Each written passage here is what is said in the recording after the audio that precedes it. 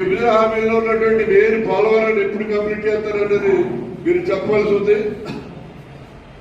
ఇక Vizag steel plant వస్తే దాన్ని ప్రైవేటీకరణ చేస్తారండి. విశాఖ ఉక్కు ఆంధ్ర లొక్కని మేమందరం మీ స్టూడెంట్ గా ఉండగా కూడా చాలా యాజిటేషన్ చేసాం అప్పట్లో.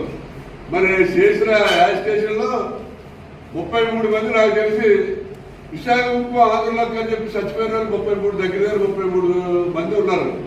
అలాగా మేము ఎంతో కష్టపడి మేము విశాఖ ఉక్కు ఆంధ్ర ఉక్కు అని మేము సంపాదించుకున్నటువంటి ఈ స్టీల్ ప్లాంట్ మీరు ఎవరో ఒక ప్రైవేట్ వ్యక్తికి మీకు కావాల్సిన వ్యక్తికి దారాదాత్వం చేస్తాం అనేది చాలా మరి కరెక్ట్ నిర్ణయం కాదు.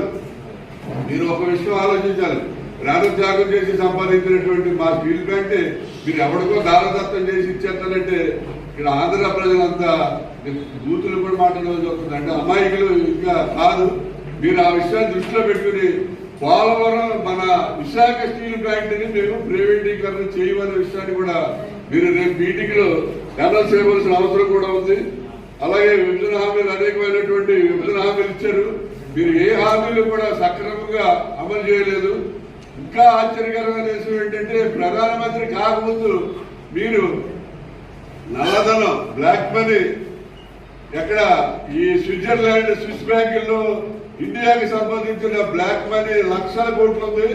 ఆ డబ్బు తీసుకొస్తే ప్రతి కుటుంబానికి 15 లక్షల రూపాయలు మనం వేయచ్చు అని చెప్పి మీరు చెప్పారు.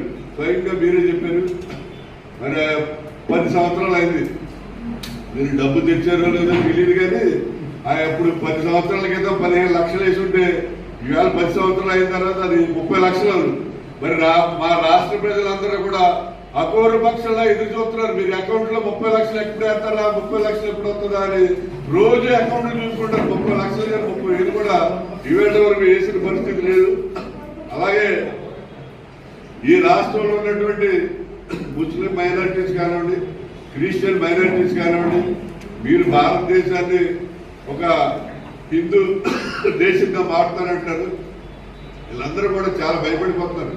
ఎందుకంటే హిందూ దేశంగా మార్చేసి అంబేద్కర్ యొక్క రాజ్యాంగం తీసి హిందూ రాజ్యాంగం తీసుకొస్తే మేము ఎక్కడికి వెళ్ళాలి? పాకిస్తాన్ వెళ్ళాలా, ఆఫ్ఘనిస్తాన్ వెళ్ళాలా? మరి ముస్లిం క్రిస్టియన్స్ అయితే యూరోప్ కంట్రీస్కి వెళ్ళాలా, లేకపోతే క్రిస్టియన్ మతం వదిలేసి మళ్ళీ మేమంతా కూడా ఎస్సీస్గా బాలబాలుగా ఈ కమ్యూనిటీలోకి మళ్ళీ వెనక్కి వచ్చేయాలి? ఈ రకమైన ఆలోచనలు చేస్తారు. మీరు దయించి బాగా చేస్తారు కానీ మరి దేశ ప్రజలను భయభ్రాంతులు చేసే చర్యలు చేయడం చేస్తున్నాం. మీరు కనుక రేపు మీటింగ్ లో మాకు ప్రత్యేక హోదా హామీలు అయితే మీరు ఏమిచ్చారో వాటి మీద మీరు రేపు అడ్రస్ చేసి ఈ మీటింగ్ లో పూర్తి స్పష్టత ఇవ్వాలని చెప్పి, అలాగే వైజాగ్ స్టీల్ ప్లాంట్ ఇంకా ప్రైవేట్ పరం చేయదని చెప్పి మీరు మీటింగ్ లో మీరు మా రాష్ట్ర ప్రజలకి స్వచ్ఛమైనటువంటి హామీ ఇవ్వాలని చెప్పి ప్రధాని నరేంద్ర మోడీ గారిని రిక్వెస్ట్ చేసి మరీ కోరుతున్నాడు. చేయాలనేది మన కోరిక.